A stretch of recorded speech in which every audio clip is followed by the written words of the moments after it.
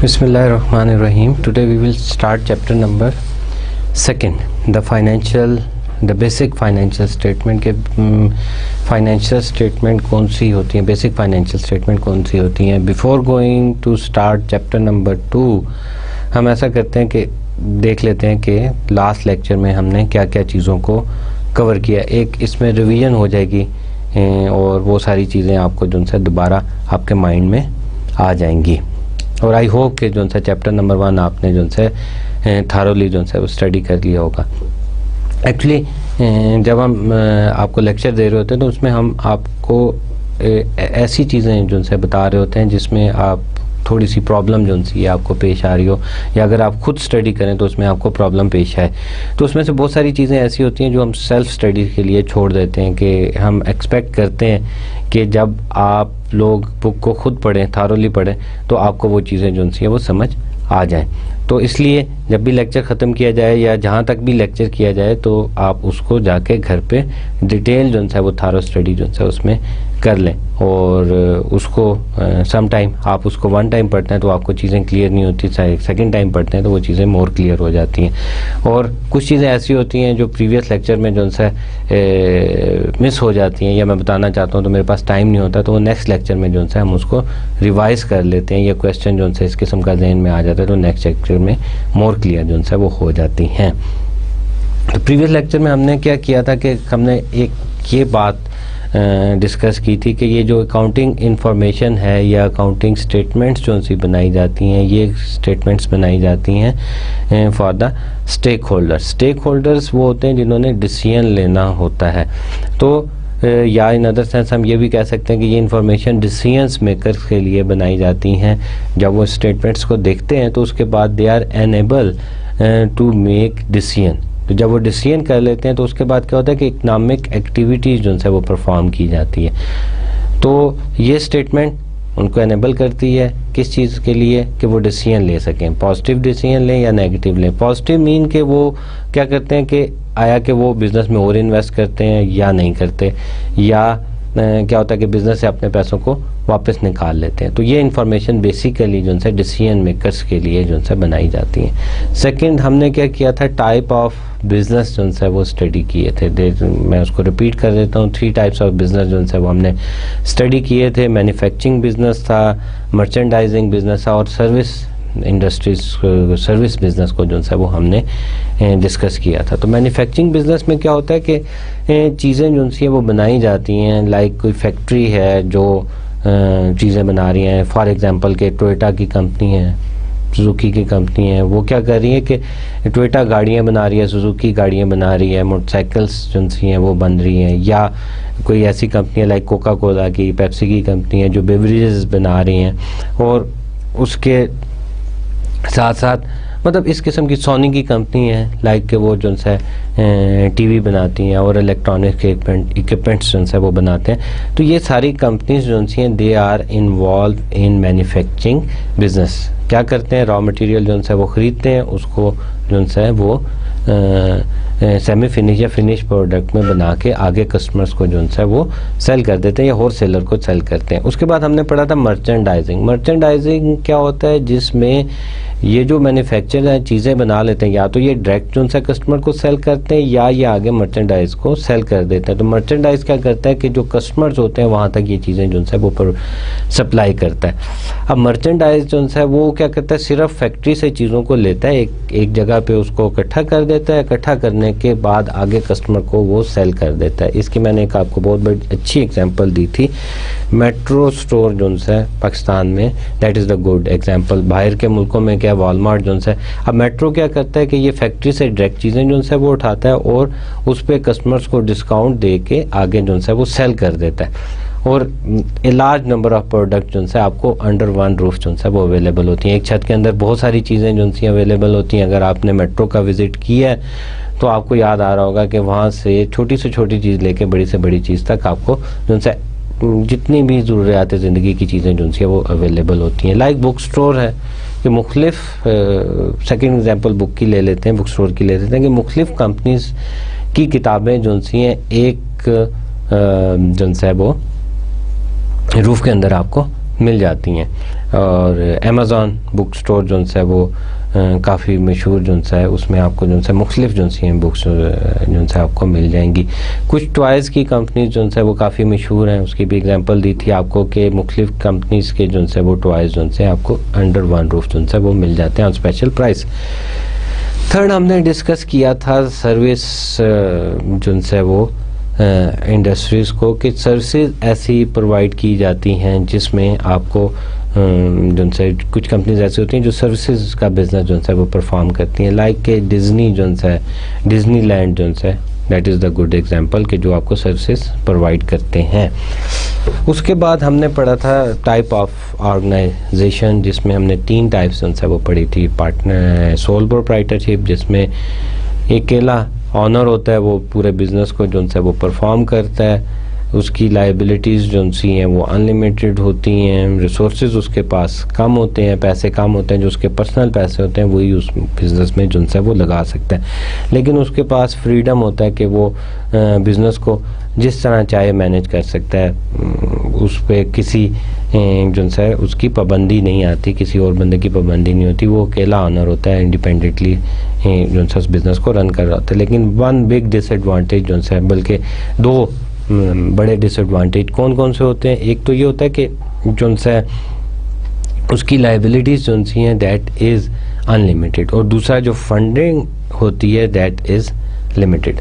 तो सेकंड हमने पढ़ा था जो है type of the organization that is partnership. तो पार्टनरशिप में क्या होता है कि जब एक बंदा सोचता है कि उसके पास पैसे थोड़े हैं, लाइबिलिटीज़ जो सी अनलिमिटेड हैं, रिसोर्सेज जो हैं वो लिमिटेड हैं, तो वो क्या करता है कि अपने किसी दोस्त को या किसी शख्स को पार्टनर जो है अपने बिज़नेस में बना लेता है। अगर वो एक चीज़ में एक्सपर्ट है तो वो दूसरी चीज़ में जिसमें वो लैक कर रहा होगा, तो उसको जो अपने अंदर वो कमी महसूस करता है, तो वो क्या करता है कि उस चीज़ के स्पेशल बंदे को अपने बिज़नेस में जो है वो शामिल कर लेता है। तो अब क्या होता है कि वो भी पैसे डाल देता है और ये भी पैसे डाल देते हैं, then the owner is more than 2%, तो तब बिज़नेस जो है किया जाता है। तो यहाँ पे क्या एक जो डिसएडवांटेज है वो थोड़ा सा एलिमिनेट हो जाता है कि पैसे जो से हैं वो थोड़े से इंक्रीज़ हो जाते हैं, पहले पैसे कम होते हैं, अब पैसे जो है वो इंक्रीज़ हो जाते हैं, लेकिन लाइबिलिटी जो है अगेन वो जो है अनलिमिटेड होती है, कि इन केस के बिज़नेस को लॉस हो जाता है तो क्या होता है कि जितना भी उनके पर्सनल प्रॉपर्टी है वो भी सेल की जाएगी और बिज़नेस के लॉस को पूरा करने के लिए। तो थर्ड टाइप ऑफ जो है ऑर्गेनाइजेशन वो हमने पढ़ी थी कॉरपोरेशन। तो कॉरपोरेशन में क्या होता है कि लाइबिलिटीज़ जो सी हैं they are limited up to the amount the owner invested into the business, कि बिज़नेस में जितने भी अमाउंट जो है इन्वेस्ट की होगी उतना ही जो है उनकी लाइबिलिटीज़ होगी। अब यहाँ पे ये होता है कि स्पेशलिटी जो है वो आ जाती है, क्या मुख्तलिफ लोग जो है वो इस बिज़नेस में इकट्ठे हो जाते हैं। अगर एक मार्केटिंग का है तो उसकी मार्केटिंग की स्पेशलिटी होती है, अगर एक फाइनेंस का है तो फाइनेंस को लुक आफ्टर कर लेता है, अगर एक एडमिनिस्ट्रेशन का है तो वो एडमिनिस्ट्रेशन को लुक आफ्टर कर लेता है। तो बिज़नेस में एक स्पेशल जो है वो क्वालिटी आ जाती है, जिसकी वजह से क्या होता है कि बिज़नेस जो है वो ज़्यादा प्रॉफिट अर्न करने के चांसेस में चला जाता है। उसके बाद हमने क्या किया था कि बिज़नेस में स्टेक होल्डर्स के बारे में पढ़ा था कि स्टेक होल्डर्स जो से वो कौन से होते हैं। तो स्टेक होल्डर्स को हमने लास्ट लेक्चर में भी डिफ़ाइन किया था कि स्टेक होल्डर्स वो होते हैं जिनका बिज़नेस में इंटरेस्ट होता है कि बिज़नेस की एक्टिविटीज़ से क्या प्रॉफिट हो रहा है या क्या लॉस हो रहा है। तो हमने 2 टाइप्स के जो है वो स्टेक होल्डर्स पढ़े थे, इंटरनल और एक्सटर्नल। तो इंटरनल में हमने पढ़ा था that is the owner of the business, और उसके बाद हमने पढ़ा था कि मैनेजर्स होते हैं, and third one is the employ. Owner इसलिए इंटरेस्टेड होता है बिज़नेस की जो मतलब एक्टिविटीज़ में, इंफॉर्मेशन में, या उसको स्टेक होल्डर इसलिए कहा जाता है कि उसने पैसे इन्वेस्ट किए होते हैं। दैट इज़ द पर्सन जो सबसे ज़्यादा उसमें इंटरेस्टेड होता है कि कितना प्रॉफिट हुआ, कितना लॉस हुआ, या बिज़नेस की एक्टिविटीज़ क्या हो रही हैं। मैनेजर इसलिए इंटरेस्टेड होते हैं कि उनकी जो भी एक्टिविटीज़ होती हैं पॉजिटिव या नेगेटिव, उसकी वजह से आगे कैश फ्लो जो है वो जनरेट हो रहा होता है। और एम्प्लॉय इसलिए इंटरेस्टेड होते हैं कि उनकी जो एनुअल इंक्रीमेंट है, एनुअल अप्रेजल है, that depend upons the their activities. और उस एक्टिविटीज़ को मेजर करने के लिए कि मतलब जो भी उन्होंने एक साल के अंदर परफॉर्मेंस की थी और उससे उस परफॉर्मेंस को मेजर करने के लिए आया कि वो परफॉर्मेंस अच्छी है या बुरी है, तो वो बिज़नेस एक्टिविटीज़ उनकी परफॉर्मेंस को मेजर करने के लिए सपोर्ट करती है। और उसके अगेंस्ट जो एम्प्लॉई हैं वो एक्सपेक्ट कर रहे होते हैं कि जी हमें कोई प्रॉफिट मिल जाएगा, हमें कोई बोनस मिल जाएगा, हमें हमारी सैलरी वो इंक्रीज़ हो जाएंगी। तो these three his categories are in the internal categories of the stakeholders। तो उसके बाद हमारे पास आ जाते हैं कि एक्सटर्नल में हमने कहा जी कस्टमर्स, फिर हमने कहा क्रेडिटर्स, और उसके बाद हमने कहा कि जो गवर्नमेंट्स है वो भी इसमें इन्वॉल्व होती है। तो कस्टमर वो भी इन्वॉल्व होता है कि ये प्रोडक्ट है वो कौन सी बना रहे हैं, आया कि वो प्रोडक्ट वो इंटरनेशनल स्टैंडर्ड्स को पूरा करती है, इन्वायरमेंट वो उसको तो नहीं ख़राब कर रही, और उसमें कोई ऐसा मटेरियल तो नहीं शामिल जो हमारी सेहत के लिए वो हार्मफुल हो। सपोज़ एक कंपनी है वो मिल्क पाउडर बनाती है, तो उसमें कोई ऐसा केमिकल या ऐसी चीज़ तो नहीं शामिल कि जो फ्यूचर में हमारे बच्चों के लिए या हमारे लिए वो किसी बीमारी का बायस बने। तो वो इन्फॉर्मेशन है वो भी कंपनी की इन्फॉर्मेशन के लिए वो इंटरेस्टेड होते हैं। तो स्टेक होल्डर्स मतलब कहने का मतलब ये है कि स्टेक होल्डर्स हर किस्म की इंफॉर्मेशन वो कंपनी से रिलेट करते हैं, लेकिन होता यूँ है कि इनमें से मुख्तलिफ स्टेक होल्डर्स को मुख्तलिफ इंफॉर्मेशन वो रिक्वायर होती हैं। सब स्टेक होल्डर्स को एक इन्फॉर्मेशन वो नहीं requirement, it depend upon the nature of that stakeholders. उसके बाद हमने पढ़ा था क्रेडिटर्स वो लोग होते हैं जो बिज़नेस में पैसे इन्वेस्ट करते हैं अदर देन द ऑनर्स। ठीक है कि कंपनी बन गई, कंपनी ने पैसे इकट्ठे कर लिए, शेयर वो होल्डर शेयर मतलब शेयर्स भी इशू कर दिए, उसके अलावा भी पैसों की ज़रूरत पड़ी, या वो लोग जो कंपनी को चीज़ें उधार पे देते हैं या चीज़ें दे दी, पैसे वो बाद में ले लेते हैं, तो वो लोग भी वो इंटरेस्टेड होते हैं कंपनी की इंफॉर्मेशन के लिए। और उसके बाद एट द एंड गवर्नमेंट इसलिए इंटरेस्टेड होती है कि गवर्नमेंट ने लास्ट टाइम भी लेक्चर में हमने डिटेल से डिस्कस किया था कि गवर्नमेंट का जो रेवेन्यू है that is generated by the taxes. जितना भी टैक्स होता है हमारे मुल्क में वो that is the revenue of government. Suppose अगर हम एक पेन वो बाय करते हैं, तो इस पेन पे वो दिस इज़ 25 रुपीज़, तो इस पेन को ख़रीदने में अगर वो हमें 2 रुपीज़ टैक्स दे रहे हैं, तो that 2 rupees is the revenue of government. तो जितनी भी मैन्युफैक्चरिंग होती है, जितनी भी चीज़ें बनती हैं, जैसे हमने पढ़ा था कि type of the business, manufacturing, merchandising और सर्विसेज, तो हर टाइप के बिज़नेस पे वो टैक्स लगता है। और गवर्नमेंट देखता है कि कितनी एक्टिविटीज़ वो जनरेट हुई हैं, उस पर कितना इन्होंने अर्निंग की और कितना टैक्स वो लगना चाहिए, और हमारे पास कितने पैसे वो आ रहे हैं। उसके अलावा गवर्नमेंट ये भी ऑब्ज़र्व करती है कि ये किसी अनलॉफुल एक्टिविटीज़ में तो नहीं इन्वॉल्व हुए, कोई ऐसी activities that is forbidden for by the government, के गवर्नमेंट ने उस पर बैन लगाया हो। लाइक पाकिस्तान में वो सपोज़ कीजिए शराब बनाने पे पाबंदी लगाई होती है, तो ऐसी किसी एक्टिविटीज़ पे तो नहीं, या कोई गन या वेपन विदाउट लाइसेंस वो बना रहे हैं, तो गवर्नमेंट ये भी चेक करती है। उसके अलावा गवर्नमेंट ये भी देखती है कि यार ये जो काम कर रहे हैं इससे एनवायरनमेंट में तो नहीं कोई इफेक्ट्स आ रहा। चाइल्ड लेबर को भी ऑब्ज़र्व करती है कि चाइल्ड लेबर वो भी इसमें इन्वॉल्व नहीं हो रही। तो स्टेक होल्डर्स इंटरनल और एक्सटर्नल मैंने लास्ट टाइम हमने वो पढ़े थे। उसके बाद हमारे पास आया था कि जी अकाउंटिंग इंफॉर्मेशंस की कितनी टाइप्स होती हैं, उसमें हमने पढ़ा था फाइनेंशियल अकाउंटिंग पढ़ा था, मैनेजरियल अकाउंटिंग पढ़ा था, टैक्स अकाउंटिंग काफ़ी डिटेल से हमने पढ़ा था कि फाइनेंशियल अकाउंटिंग इंफॉर्मेशन किस लिए की जाती है, मैनेजरियल अकाउंटिंग इंफॉर्मेशन किस लिए की जाती है, और टैक्स अकाउंटिंग किस लिए की जाती हैं। एंड देन हमने फिर पढ़ा था कि बिज़नेस एक्टिविटीज़ हैं, टाइप ऑफ बिज़नेस एक्टिविटीज़ कौन कौन सी होती हैं। एक उसमें फाइनेंसिंग थी, एक इन्वेस्टिंग थी और एक ऑपरेटिंग थी। तो फाइनेंसिंग एक्टिविटीज़ वो होती हैं जिसमें हम लोगों से पैसे वो हायर करते हैं, लोगों से पैसे जो है वो लेते हैं, फाइनेंसिंग लेते हैं, ऑनर से लेते हैं, क्रेडिटर से लेते हैं। तो जब पैसे लिए जाते हैं तो उसको हम कहते हैं, उस एक्टिविटीज़ को क्या कहते हैं, फाइनेंसिंग एक्टिविटीज़ कहा जाता है। इन्वेस्टिंग एक्टिविटीज़ वो होती है कि जब हमने लोगों से पैसे ले लिए हैं, अब उन पैसों को जो उनसे इन्वेस्ट करना है, एसेट्स परचेज़ करने हैं, लैंड परचेज़ करनी है, इक्विपमेंट्स परचेज़ करना है। तो जब हम वो चीज़ें परचेज़ करते हैं उन पैसों से, तो उसको हम कहते हैं इन्वेस्टिंग एक्टिविटीज़। और उसके बाद हमारे पास आ जाती है, third is the operating activity. तो ऑपरेटिंग एक्टिविटीज़ क्या होती है कि डे टू डे एक्सपेंस जितने भी किए जाते हैं उसको हम ऑपरेटिंग एक्टिविटीज़ में काउंट फॉर करते हैं। लाइक के आपने सैलरीज दे दी, आपने जो है फ्यूल जो है गाड़ी का ख़रीद लिया, वो आ गया, आपने वेजेस जो हैं वो दी वर्कर्स को, और so on day to day expenses, raw material जो है वो ख़रीद लिया। ये सारे जो है ऑपरेटिंग एक्सपेंसेस में, एडमिनिस्ट्रेशन के एक्सपेंसेस आ जाते हैं, सिक्योरिटी के एक्सपेंसेस आ जाते हैं। ये सारे जितने भी एक्सपेंसेस जो हैं they are come into operating expenses. उसके बाद एट द एंड हमने थोड़ा सा टच दिया था the types of the financial statement. 4 types पढ़ी थी। स्टेटमेंट ऑफ अर्निंग पढ़ा था, या इनकम स्टेटमेंट जिसको कहते हैं। स्टेटमेंट ऑफ मतलब जिसमें हमारे पास रेवेन्यू और एक्सपेंसेस जो है वो लिखे जाते हैं। फिर स्टेटमेंट ऑफ रिटेन अर्निंग के जो भी प्रॉफिट या लॉस अर्न किया गया है उसको एज ए सेपरेट ऑनर के पोर्शन में शो किया जाता है। Then the balance sheet, balance sheet जो है एसेट और लाइबिलिटीज़ के बारे में थोड़ा सा हमने पढ़ा था। उसके बाद हमने पढ़ा था कैश फ्लो स्टेटमेंट कि कैश कितना इन हो रहा है और कितना आउट हो रहा है for a specific period of time.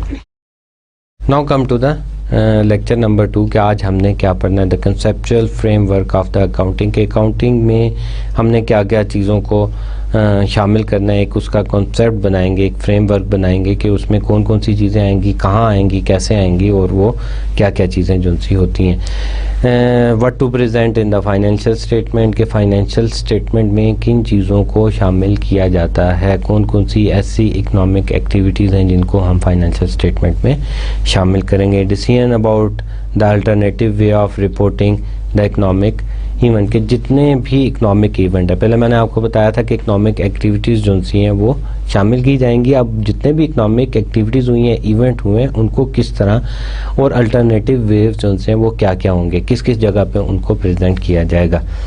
और उसके बाद जो है the selection of appropriate way to communicate this information के इस इंफॉर्मेशन को कैसे कम्युनिकेट और रिप्रेजेंट किया जाएगा इन सच अ वे कि जो डिसीजन मेकर हैं उनके लिए वो इंफॉर्मेशन जो है वो यूज़फुल हो।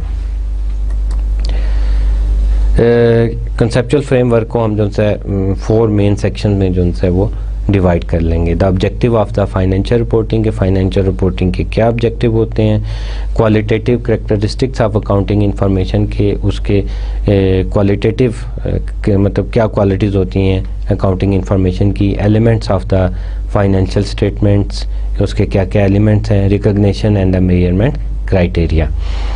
तो first of all the objective of the financial reporting to provide information that is useful to individual who are making investment and the credit decision। Previous lecture में भी हमने ये काफ़ी डिटेल से पढ़ा था कि जो भी हम फाइनेंशियल स्टेटमेंट बनाते हैं, एक तो 2 लोग जो say that are the more interested are the stakeholder. एक तो वो होते हैं जिन लोगों ने पैसे इन्वेस्ट किए होते हैं। तो इन्वेस्टमेंट किसकी होती है, they are the owners, owner ने इन्वेस्टमेंट की होती है उसमें। तो ऑनर जो है वो इंटरेस्टेड होते हैं उसमें, उन्होंने डिसीजन लेने होते हैं फ्यूचर के बारे में। और उसके साथ क्रेडिटर्स एंड द ऑनर तो वो लोग हो गए जो इन्वेस्टर्स हैं, और क्रेडिटर्स वो लोग हो गए जिन्होंने बाद में कंपनी को लोन दिया हुआ है। अब वो लोग देखते हैं कि जो भी आपकी ऑपरेटिंग एक्टिविटी थी या बाकी जितनी भी एक्टिविटीज थी उसके बाद कितना फंड जो है वो जनरेट हुआ है, या जो भी कंपनी बिजनेस कर रही है वो कितना अर्निंग क्या कर रही है। आया कि जो इस कंपनी में हम इन्वेस्ट करेंगे या इस कंपनी को हम पैसे देंगे तो इसके रिटर्न में हमें साल बाद कुछ पैसे मिलेंगे भी या नहीं मिलेंगे।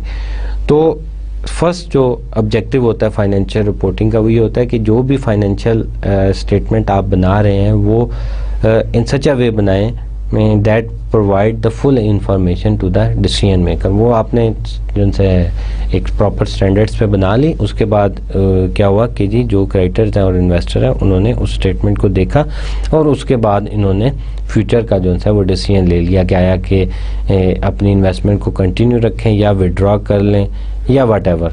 सो तो फर्स्ट जो है ऑब्जेक्टिव ऑफ द फाइनेंशियल ये होता है कि वो उस इंफॉर्मेशन को इन सच अ वे प्रेजेंट किया जाए कि क्रेडिटर्स और इन्वेस्टर जो है वो डिसीजन ले सकें। क्वालिटेटिव करेक्टरिस्टिक्स में ये आता है कि information should be qualitative characteristics. उसमें क्वालिटेटिव करेक्टरिस्टिक्स जो है वो होने चाहिए। वो कौन कौन से होते हैं? रेलेवेंस है, फेथफुल रिप्रेजेंटेशन है, कंपेरेबिलिटी है और अंडरस्टैंडेबिलिटी है। तो रेलेवेंस में जब हम जाते हैं तो उसमें हम किस चीज़ की बात करते हैं? Information is relevant if it makes a difference in decision, it is said to have predict value, feedback value and timelines. कि जो भी इंफॉर्मेशन दी जा रही है वो रेलेवेंस होनी चाहिए, उसी बिज़नेस के से रिलेटेड होनी चाहिए, उसका ताल्लुक़ किसी और उससे नहीं होना चाहिए। और दैट टाइमलाइन को जो है वो कंसिडर जो है वो करना है कि क्रेडिटर्स टाइमलाइन भी जो है उसमें शामिल होनी चाहिए। डिले जो है वो नहीं होना चाहिए कि सपोज एक statement at the end of month जो है वो बनती है तो 30 या 31 को क्लोजिंग होगी तो विद इन 1 or 2 डेज जो है वो स्टेटमेंट बन के डिसीजन मेकर्स के पास जो है वो पे पहुँच जानी चाहिए। फेथफुल रिप्रेजेंटेशंस में ये आता है कि जो भी आप स्टेटमेंट जो है अकाउंटिंग इंफॉर्मेशन जो है वो बता रहे हैं वो वेरीफाइबल हो, न्यूट्रल हो और कंप्लीट हो, उसमें किसी किस्म की जो है वो मतलब एक एक्टिविटी जो अभी परफॉर्म की जा रही है जिसको हम कह सकते हैं कि ये इकोनॉमिक एक्टिविटी है, लाइक एक लैंड, पीस ऑफ लैंड जो है वो ख़रीदा जा रहा है तो अभी वो प्रोसेस में, अभी तक वो जो है पीस ऑफ लैंड जो है वो नहीं ख़रीदा गया। आप जाके ज़मीन देख रहे हैं, ज़मीन देखने के बाद आप ये कर रहे हैं क्या कि वो वहाँ पे हमारे लिए यूज़फुल होगी वो लैंड के नहीं होगी, और उसके बाद आप जो है उनके ऑनर से मिलते हैं, देन आपकी नेगोशिएशन होती है।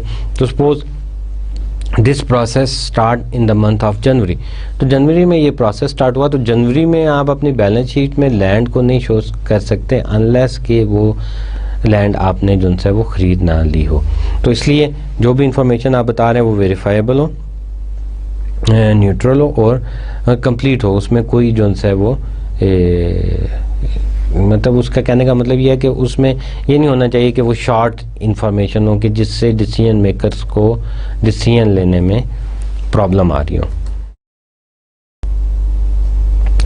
कंपेरेबल हो, कंपेरेबल में ये होता है कि जो भी इंफॉर्मेशन आप प्रोवाइड कर रहे हैं फाइनेंशियल रिपोर्टिंग में तो that can be comparable in 2 senses के भी। अगर same industry, suppose textile industry की आपके पास बैलेंस शीट है या कोई फाइनेंशियल रिपोर्टिंग आप कर रहे हैं तो that can be comparable with same textile industry. तो एक सेम पैटर्न जो है वो अडॉप्ट किया गया है और सेम पैटर्न से जो है वो बनाई गई हो, या फिर ऐसा होना चाहिए कि वो फाइनेंशियल स्टेटमेंट जो है ये ना हो कि आप पिछले जो है ईयर्स में कोई और मैथडोलॉजी यूज़ कर रहे हैं, इस ईयर में कोई और मैथडोलॉजी यूज़ कर रहे हैं, तो तब जो है डिसीजन मेकर को, स्टेक होल्डर्स को अंडरस्टैंड करने में जो है इसको काफ़ी प्रॉब्लम जो है वो पेश आती है।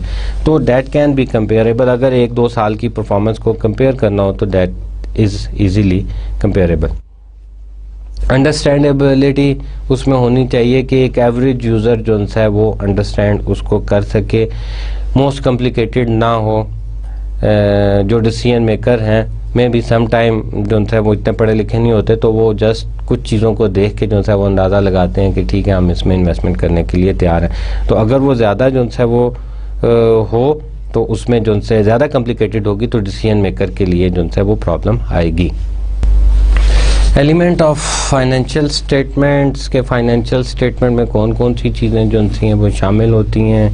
Number 1 the assets, number 2 liabilities, number 3 equity, number 4 revenue and number 5 is the expenses.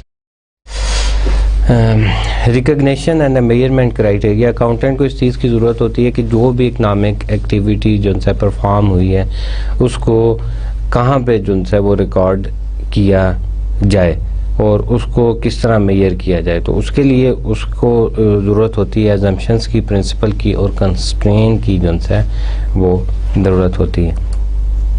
तो अजम्पशंस में हमारे पास क्या आता है, that is the monetary unit, economic entity, time period and going concern, और इसको हम डिटेल से वन बाय वन करके जो है वो डिस्कस करते हैं।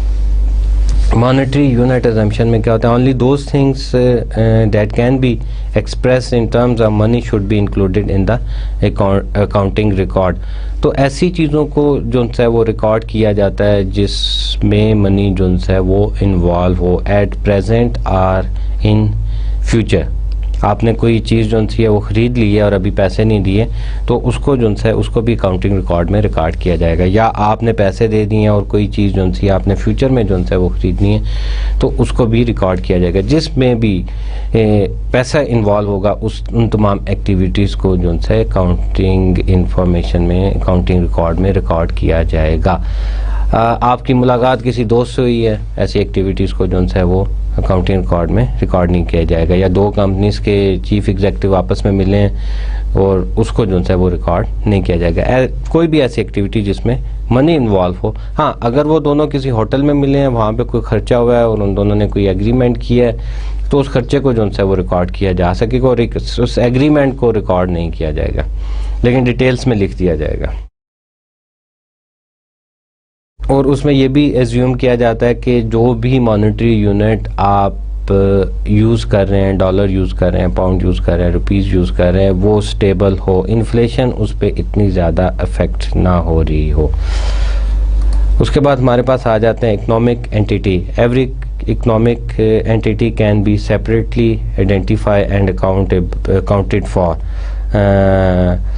अब इसमें ये होता है कि हमने पहले भी पढ़ा था कि जो बिज़नेस होता है that is the separate entity, तो उसको हम सेपरेट जो सा चीज़ों को रिकॉर्ड करते हैं। ऐसा नहीं होता कि हम ये कहें कि जी जो सा भी उसके पर्सनल ऑनर के पर्सनल इस्तेमाल की चीज़ें वो भी हम बिज़नेस में जो है वो रिकॉर्ड कर लेंगे। बिज़नेस को एक सेपरेट एंटिटी कंसिडर किया जाता है और ऑनर की पर्सनल चीज़ों को सेपरेट एंटिटी जो है वो कंसिडर किया जाता है, वो उसमें शामिल नहीं होती। टाइम पीरियड अजम्पशन जो है ये भी आ जाती हैं। The economic life of the business can be divided into artificial time period, के हम ये एज्यूम करते हैं कि जो बिज़नेस है वो एक लॉन्ग टाइम के लिए जो है वो कंटिन्यू जो है वो किया जाएगा। हम ये नहीं सोचते कि जी ये 5 साल के लिए, 10 साल के लिए। यूजली जो जितने भी बिज़नेस जो है वो स्टार्ट किए जाते हैं या कॉरपोरेशंस होती हैं that is for long time, और that is the artificial time कि जी ये 10 साल, 15 साल, 20 साल या 100 साल के लिए चलेगा। गोइंग कंसर्न अजम्पशन भी इसी से रिलेटेड होती है। The business will continue operation in the foreseeable futures, और मतलब गोइंग कंसर्न ये है कि बिज़नेस जो है वो चलता रहेगा, उसको अभी हम जो है वो क्लोज नहीं कर रहे हैं अनलेस अनटिल के जो है उसका प्लान जो है वो नहीं बनता।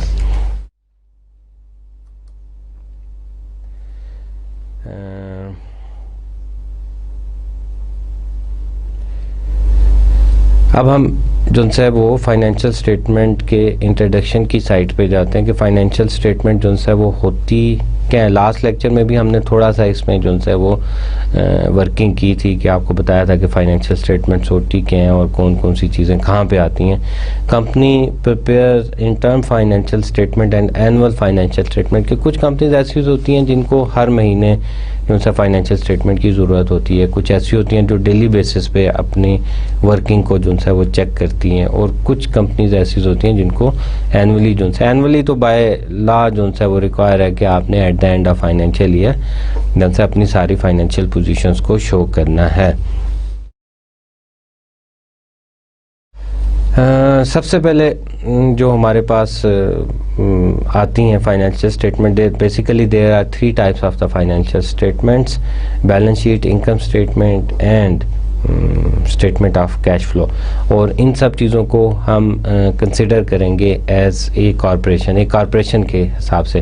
लास्ट टाइम हमने पढ़ा था कि 3 टाइप्स के जो है वो एंटिटीज़ होती हैं, सोल प्रोप्राइटरशिप, पार्टनरशिप और कॉरपोरेशन। तो हमारी जितनी भी अकाउंटिंग है वो बेस करती है कॉरपोरेशंस पे, और इसमें भी जहाँ ज़रूरत पड़ी तो हम आपको जो है ये भी बताएंगे कि अगर सोल प्रोप्राइटर हो तो वो कैसी चीज़ों को प्रिपेयर करेगा, और अगर पार्टनरशिप हो तो उसको कैसे प्रिपेयर करेगा। बट मेन एम्फेसिस जो है हमारा वो इसी पे होगा। Let's start with balance sheet. Balance sheet जो है describe where the enterprises stand at a specific date. मतलब ये आपको क्या कहते हैं, कॉरपोरेशन के एसेट्स, लायबिलिटी और ऑनर इक्विटी के बारे में बताती है, और बताती है कि कंपनी की जो फाइनेंशियल पोजीशन है ये एक स्पेसिफिक डेट पे क्या है, इसके रिसोर्सेज क्या हैं, इसने ये रिसोर्सेज जो उनसे ओन किए हुए हैं एक ऑर्गेनाइजेशन ने, इसमें से कितने कितने लोगों को वापस करने और ऑनर के पैसे कितने हैं। उसके बाद हमारे पास आ जाती है इनकम स्टेटमेंट। ये शो करती है revenue and expenses for designated period के कितना जो है आपके एक्सपेंस हुए हैं और कितना आपने रेवेन्यू जो है वो जनरेट किया, या रेवेन्यू कितना जनरेट किया और उस रेवेन्यू के अगेंस्ट आपने कितने ज़्यादा एक्सपेंसेस किए for a specific period of time. जो भी स्टेटमेंट बनाई जाती है, सपोज अगर मे भी बैलेंस शीट अगर हम बना रहे हैं तो मंथली भी बन सकती है, 6 मंथ की भी बन सकती है, क्वार्टरली भी बन सकती है और एनुअली भी बन सकती है। तो उस पर स्पेसिफिक पीरियड ऑफ टाइम लिखा होता है कि जी ये 3 महीने की है, या एट द एंड ऑफ 31 दिसंबर को एंड हुई है, या जो है 30 जून को जो है वो एंड हो रही है। तो एक स्पेसिफिक डेट पे जो है वो मेंशन की जाती है। तो हमारे पास जो आया कि जी रेवेन्यू जो है जो इन होता है वो कैश जो है पॉजिटिव कैश को शो करता है कि हमारे पास कैश जो है वो कंपनी के अंदर आ रहा है, और आउट जितना भी खर्चा होता है वो नेगेटिव को शो करता है कि हमारे पास से खर्चा जो है वो जा रहा है। And either in the past, present or the future. मैंने आपसे पहले भी बात की थी कि होता यूँ है कि सम टाइम आप क्या करते हैं कि एक गाड़ी जो से आपने ख़रीद लिया, वो गाड़ी आपने बैंक से क्या किया कि लीज करवा ली, राइट। अब आपके पास गाड़ी आ गई है और गाड़ी की किस्तें आप देते जा रहे हैं, तो गाड़ी तो आपने पहले ले ली है, तो गाड़ी तो आपके पास पहले आई, और उसके बाद जो आप किस्तें देते जा रहे हैं वो आपकी पेमेंट जो है कैश आउटफ्लो होता जा रहा है। तो एक्टिविटी कब हुई थी, that is in the past, लेकिन जो आप उसकी पेमेंट दे रहे हैं that is now at present. या फिर समटाइम ये होता है कि अच्छा आज आपने कोई चीज़ ले ली और फ्यूचर में, या आज आपने कोई पेमेंट कर दी और फ्यूचर में आपके पास वो चीज़ जो है वो आएगी, या डिलीवरी उसकी लेट है। सम टाइम आप क्या होता है बाहर से इंपोर्ट कर रहे हैं तो यू हैव टू पे अर्ली, आप पहले पेमेंट कर देते हैं और आपको चीज़ें जो हैं वो बाद में मिलती हैं। तो जो भी कैश आप अब पे कर रहे हैं या आपने पहले कर दिया है या उस टाइम पीरियड से रिलेटेड है, वो हमारा इनकम स्टेटमेंट में आता है। नेट इनकम और लॉसेस होता यूँ है कि जो भी आपकी इनकम है अगर खर्चे उससे ज़्यादा हो जाते हैं तो आपका लॉस कंसिडर किया जाता है, और अगर आपकी इनकम जो सी है वो ज़्यादा है और आपके खर्चे कम हैं तो वो आपका प्रॉफिट कंसिडर किया जाएगा। आई रिपीट इट कि अगर आपके इनकम जो सी है वो ज़्यादा है, सपोज़ आपकी इनकम जो सी है वो $10,000 है या 10,000 रुपीज़ है, और आपके एक्सपेंसेस जो से वो 5,000 के हैं, तो 5,000 रुपीज़ इज़ योर इनकम। और अगेन अगर यही एज्यूम कर लें कि आपकी इनकम 10,000 है और 12,000 आपके एक्सपेंसेस हैं for a specific period of time, तो हम ये कहेंगे कि जो 2,000 है that is the loss of the business for a specific period of time. उसके बाद हमारे पास आ जाती है स्टेटमेंट ऑफ कैश फ्लो। ये क्या शो करती है कि जितना भी कैश इन हुआ है या आउट हुआ है, ये चेंज जो कैश फ्लो में आती है during a designated period of time के कैश में कितनी भी जो भी एक्टिविटीज़ जो सी हैं आपने की हैं जिससे कैश में चेंज आया है वो स्टेटमेंट ऑफ कैश फ्लो आपको बताती है। अब एक क्वेश्चन ये जो से उठता है कि इनकम स्टेटमेंट जो है वो भी हमें बता रही है कि जी जो है हमारे पास रेवेन्यू क्या था और एक्सपेंस जो है वो क्या हुआ है, और स्टेटमेंट ऑफ कैश फ्लो भी यही बता रही है कि कैश कितना चेंज हुआ है। तो आगे जाके जब हम ये स्टेटमेंट्स बनाएंगे तो it will more clear to you कि इन दोनों में जो है वो डिफरेंस क्या है। The concept of business entity, जैसे हमने पहले बात की थी कि बिजनेस एंटिटी होती क्या है, that is business entity is a separate from the person affairs of the honours.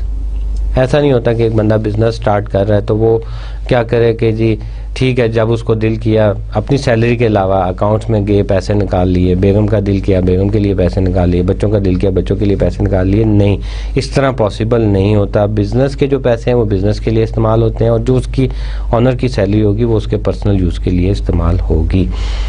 और सेपरेट एंटिटी का ये है कि इसको एक लीगल स्टेटस हासिल होता है। अगर कोई बंदा जो है सू करना चाहता है बिज़नेस पे तो वो ऑनर पे सू नहीं करेगा, वो बिज़नेस पे सू करेगा। और इसी तरह पाकिस्तान में भी अगर किसी कंपनी पे भी सू करना होता है तो वो कंपनी पे सू किया जाता है। इसको हम ये भी कहते हैं कि this is an artificial person. ये आर्टिफिशियल पर्सन होता है जो कंपनी ऑर्डिनेंस 1984 के तहत पाकिस्तान में जो है वो बनाया जाता है और उस पर जितने भी एक्टिविटीज़ होती हैं वो उस आर्टिफिशियल पर्सन की परफॉर्म की जाती हैं। ऑल दो के ऑनर्स होते हैं, उन्होंने इन्वेस्टमेंट की होती हैं, जैसे हमने लास्ट लेक्चर में भी पढ़ा था कि उसकी लाइबिलिटीज़ जो हैं they are limited up to the amount they are invested in the business. ऐसा नहीं होता कि जी उसकी पर्सनल प्रॉपर्टी, सपोज एक 4 लोग हैं उन्होंने एक कॉरपोरेशन बनाई है, 10 लोग हैं उन्होंने एक जो है कॉरपोरेशन बना ली, एक कंपनी बना ली और 10 लोगों ने ही 1-1 लाख रुपए इन्वेस्ट किए और 10 लाख रुपए से बिजनेस स्टार्ट कर दिया 1 मिलियन से। अब बिज़नेस चल रहा था, उनकी लाइबिलिटीज़ इतनी ज़्यादा हो गई कि उनको बिज़नेस जो है वो ख़त्म करना पड़ा। अब जब बिज़नेस ख़त्म कर रहे हैं तो अब उन लोगों की, वो जो 10 लोग जिन्होंने बिज़नेस मिलकर स्टार्ट किया था, उनकी लाइबिलिटीज़ वो 10 लाख रुपए तक महदूद रहेगी।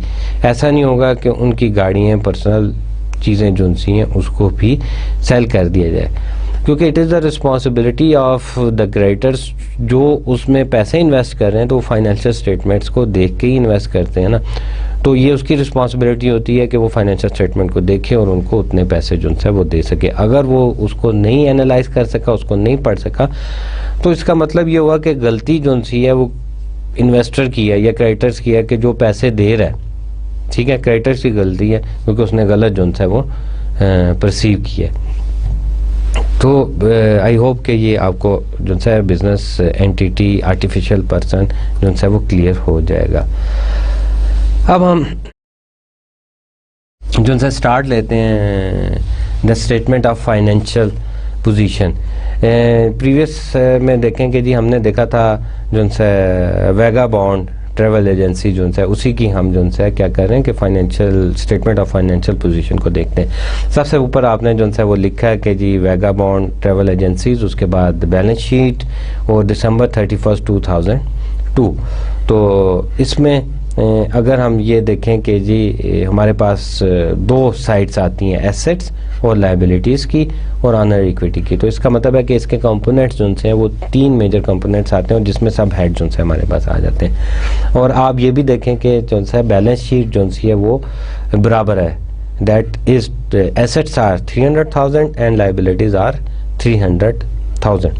तो एसेट्स को देखते हैं कि एसेट्स क्या होते हैं। Assets are the economic resources that are owned by the business and are expected to provide the positive future cash flow. अब ये वो इकोनॉमिक रिसोर्सेज होते हैं जिसको यूटिलाइज करने के बाद बिजनेस जो है वो इनकम या रेवेन्यू जो है वो जनरेट करता है। अगर आप देखें तो इसमें हमारे पास क्या आ रहा है, सप्लाईज आ रही हैं, लैंड आ रहा है, बिल्डिंग आ रही है। तो बिल्डिंग को यूटिलाइज करते हैं, लैंड को यूटिलाइज करते हैं, ऑफिस इक्विपमेंट को यूटिलाइज करते हैं, सप्लाईज जो हैं इन सब चीज़ों को यूटिलाइज किया जाता है, कैश को यूटिलाइज किया जाता है और इससे जो है इनकम जनरेट की जाती है। फ्यूचर में एक्सपेक्ट किया जाता है कि ये सारी चीज़ें अगर प्रॉपरली यूटिलाइज होंगी तो ये इनकम जनरेट करेंगी। इसमें एसेट्स के जो है 4 प्रिंसिपल जो हैं वो आते हैं। कॉस्ट प्रिंसिपल आता है, गोइंग कंसर्न एग्जम्पशंस आती हैं, ऑब्जेक्टिविटी प्रिंसिपल आता है और स्टेबल डॉलर एग्जम्पशंस आती हैं। तो These accounting principles support the cost as the basis for the asset valuation के assets को किस तरह वैल्यूएट किया जाना चाहिए, तो ये 4 प्रिंसिपल जो है उसको वैल्यूएट करने में हेल्प देते हैं। आगे जाके ये भी क्लियर हो जाएगा कि ये 4 प्रिंसिपल जो हैं वो किस तरह हेल्प्स करते हैं। तो अभी तो हम 1 बाय 1 करके जो है देखते हैं कि एसेट्स क्या हैं, लाइबिलिटीज़ क्या हैं और ऑनर इक्विटी क्या है, फिर डिटेल में आगे जाके इनको हम डिस्कस करेंगे। Liabilities are the debts that represent negative future cash flow for the enterprises. हमने बात की थी रिसोर्सेज की और रिसोर्सेज बताया था कि वो हैं जो फ्यूचर में कैश फ्लो जो है वो जनरेट करते हैं। तो अब एक क्वेश्चन ये रेस होता है कि ये रिसोर्सेज आए कहाँ से। ये रिसोर्सेज जो है ये प्रोवाइड किए जाते हैं क्रेडिटर से और जो है इन्वेस्टर से या ऑनर से। तो जो क्रेडिटर्स होते हैं वो debt are the liability of the business, तो उसको हम कहते हैं कि these are the debts of the business, कि फ्यूचर में इन ये जो रिसोर्सेज हमने खरीदे थे इन लोगों के हमने पैसे वापस करने हैं। तो जब फ्यूचर में वापस करेंगे तो हम ये कहते हैं कि these are the liabilities and these are the future cash outflows. अब इसमें ऑनर इक्विटी में change in the owner equity, owner investment जो है बिजनेस अर्निंग, जो भी ऑनर इन्वेस्टमेंट जो सी होती है, ऑनर जितने भी पैसे इन्वेस्ट करता है वो आपके जो है ऑनर इक्विटी को इंक्रीज़ करता है, और जितनी भी अर्निंग होती हैं बिजनेस में वो भी ऑनर इक्विटी को इंक्रीज़ करती हैं, because all the earnings are for owners, तो वो ऑनर्स की होती हैं। और जितनी भी पेमेंट्स की जाती हैं ऑनर्स को और जितने भी बिज़नेस के लॉसेस होते हैं वो नेगेटिव जो है वो फ्लो को शो करते हैं, दैट इज़ द नेगेटिव, कि वो बिज़नेस से चले जाते हैं। Okay, this is the end of today session.